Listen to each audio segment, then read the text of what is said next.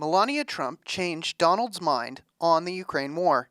This is looking like a firm yes for me, and it's pretty obvious. For those of you who didn't see last week, Donald Trump has done basically a 180. I'm not going to say a full 180 because, like a 175. 175. Excellent math there, Tiana.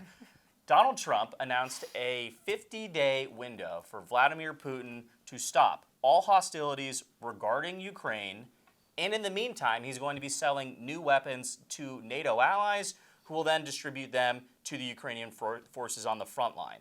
Obviously, it's a huge shift. And throughout those announcements, Donald Trump mentioned at least twice by my ear, how Melania Trump sort of gave him a little bit of a nudge to stick it to Putin. And I think it's interesting because Melania, although she wasn't the most public first lady in Donald Trump's first term, has been even more behind the scenes in the second term. Obviously, being from Slovenia, she cares a lot about the affairs of Europe, and this is the one issue where she sort of inserted herself. I think the world would agree it's probably good that she's done that because, I mean, no one else could have seemed to have gotten Donald Trump to realize that Vladimir Putin is not serious about ending this war. I go home, I tell the First Lady, and I spoke to Vladimir today. We had a wonderful conversation. She said, oh, really? Another city was just hit. Which just goes to show, like, we love a deadpan, snarking Slovenian queen. But really, a large part of it is in order to understand her perspective, you need to understand the history of Slovenia. Yeah. Melania Trump was born in communist Yugoslavia in Slovenia in 1970. That was many years after the split between Yugoslavia and the USSR. In 1948, Joseph Stalin and Josip Broz Tito, they had a major diplomatic split, and that's why Yugoslavia historically was viewed as unaligned, quite literally third world, because they were not allied with the USSR during the Cold War.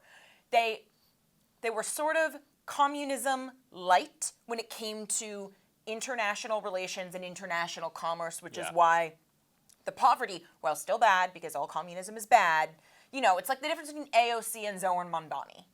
So Melania grew up hearing how awful the USSR was, and Putin is ex-KGB. He was USSR, right? He is USSR. He is USSR. Yeah. So she understands exactly how these people work.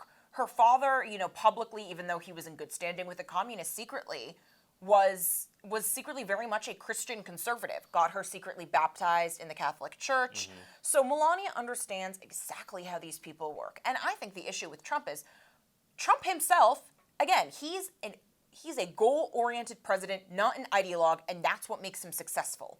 That he goes to the Iranians and he says, I'm giving you 60 days to come to a deal. And on the 61st, after they've, you know, been screwing him around, that's when he takes out their nuclear armament.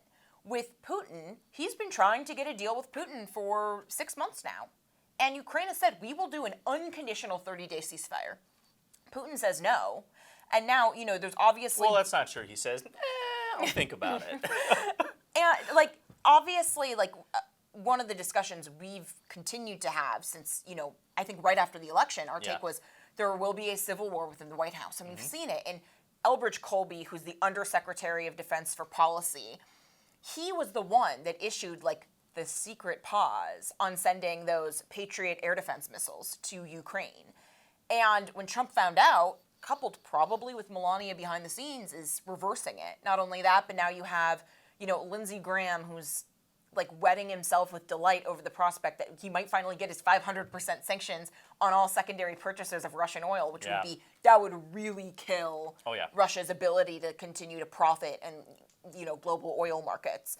But I think Trump needed that personal insight into who Putin is, not just the brutality of the war, because he knows that, right?